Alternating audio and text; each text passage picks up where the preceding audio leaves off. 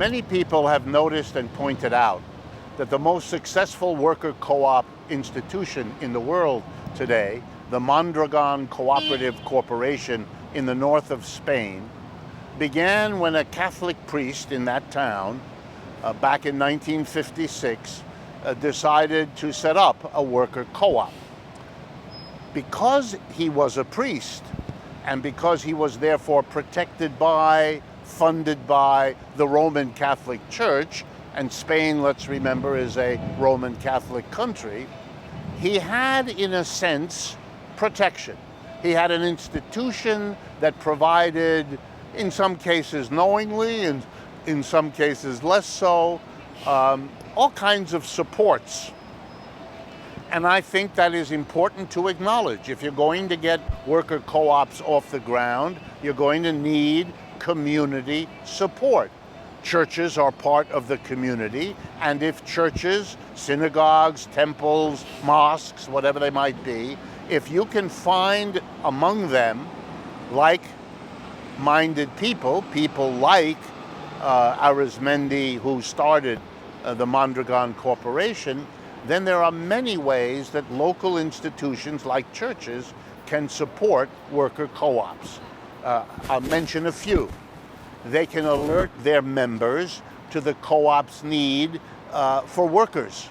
They can alert the members to the co-op's need for all kinds of supports. Land, help to build a building, customers for what they do, workers for what they do. Having the alliance with, having the support of local institutions is a necessary part of building worker co-ops. And here's another one. Political parties. You know, the two major parties in this country, Republican and Democrat, are both pro-capitalist.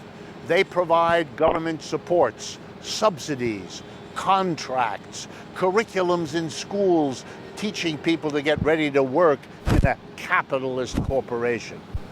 What worker co-ops need is a political party that advocates for them the way Republicans and Democrats advocate for capitalism. We don't have that in this country now. The co-ops need to set up a political party or to find allies among existing political parties. And there a deal can be struck. The co-ops can be the base, finding voters for such a party, finding activists for such a party, raising money for such a party.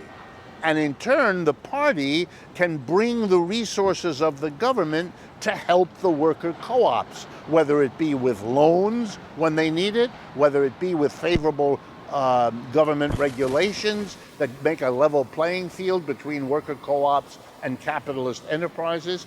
We need a political party just as much as a local church or other institution as allies of worker co-ops, and in that way to build up the worker co-op sector of the American economy.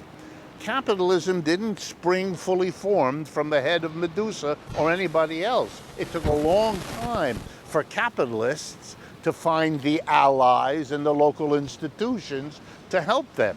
If you've ever studied the splitting of the Christian church between Catholics and Protestants, it had a great deal to do with the rise of capitalism, which went against the teachings of the Roman Catholic Church in a number of ways. For example, the church forbade charging interest for a loan. That was called usury. The Protestant churches allowed it. In other words, the very changes in Christianity, splitting it, had a lot to do with capitalism looking in the church for allies, just as Mr. Arizmendi looked into the Roman Catholic Church of Spain, hardly a progressive institution, for some allies to help build the co-op. It worked in Spain, it can work here as well. Follow us on our social media and help sustain this unique educational work by going to our website, worksusa.org/donate, or contribute to our Patreon community